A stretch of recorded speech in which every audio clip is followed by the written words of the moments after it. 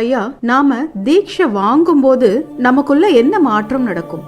தீட்சை அப்படின்றது பார்த்தீங்கன்னா, எப்போ குரு கிட்ட போய் உட்காந்து இந்த உபதேசம் பெற்று தீட்சை வாங்கும் போது அங்கே என்ன நிகழ்வு நடக்கிறது அப்படின்னு கேட்டிங்கன்னா, உடம்பால பிறந்த நாம அந்த கணம் குருவோட அருட்பார்வையால உயிரால நம்ம பிறக்கிறோம். அதை தான் அகஸ்தியர் சொல்லியிருப்பார், மாற்றி பிறக்க வகையறிந்தார் இல்லை. ஏற்கனவே பிறந்த நாம மறுபடியும் பிறக்கிறோம். உடம்பால பிறந்த நாம உயிரால மறுபடியும் குருவர்களால குருவோட அருட்பார்வையால நாம உயிரை தூண்டுதல் பெற்று பிறக்கிறோம். அதுதான் திவிஜன் அப்படின்னு சொல்லுவாங்க, மறுபிறப்பாளன் சொல்லுவாங்க. அந்த மாதிரி மறுபிறப்பாளன் உயிர்ல பிறந்தவங்க தான் தன்னை உணர்ந்து வினையிலிருந்து மீண்டு இந்த பிறப்பு இறப்புல இருந்து தன்னை காட்டுக்கொள்ள முடியும். அந்த அற்புதமான ஒரு நிகழ்வு உலகுக்கே இந்த உபதேசம் கொடுத்த எல்லா ஞானிகள் மகான்களுடைய அருளாசி அக்கணத்திலிருந்து ஒரு சீடன் பரிபூர்ணமா அவன் பெறதுக்கு எல்லா தகுதியும் அந்த இடத்துல குரு தீட்சையின் மூலம் அங்க நடக்கும். எல்லாருடைய ஆசீர்வாதமும் அங்க கிடைக்கும். குரு அந்த கணத்துல இருந்து சீடனோட கூடவே இருந்து அவனை காத்தருள்வார்.